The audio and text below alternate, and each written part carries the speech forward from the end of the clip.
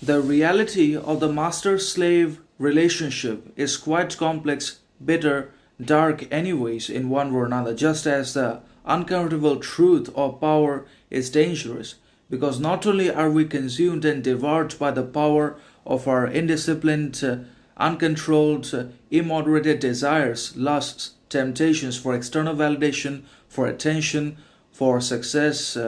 for basically distractions, comforts, pleasures in life, but also whatever power we desire ultimately starts controlling us and pulling the strings of our behaviors, actions, habits at every step of the way. And even if we are given power by the external organizations, the kind of power we are handed over on the basis of our education, merit, or talent eventually starts controlling us with their introduction of so many responsibilities, obligations, demands, desires, expectations that comes with being successful, that comes with being powerful, that ultimately not only do we become successfully domesticated, dominated, enslaved by all that, but also we feel significantly washed, drained, downgraded from basically man to being gentleman,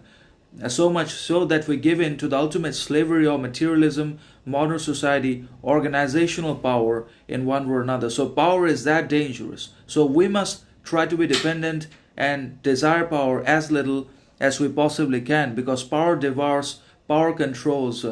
and obviously the desire for power is the demon of man. Similarly, the relationship between the master and slave is neither easy, nor simple, nor straightforward of a condition quality for anyone in the world to be able to successfully actualize, seamlessly comprehend, or basically apply into their actions. Because sometimes the master becomes the slave becomes the master, because it's a relationship where there is unconditional, constant dependency, expectation, demand, desire from the master for his own dominance, for the fulfillment of his own wishes, ambitions, fantasies by the slave, and also from the slave for the establishment and continuation of his own dominance in being able to provide the master with services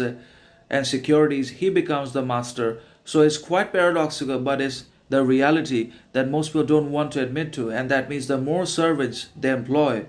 the more basically slaves do they become, even inside their own homes, because they are always dependent upon the servants or the slaves' service, work. And if we can work everything out for ourselves,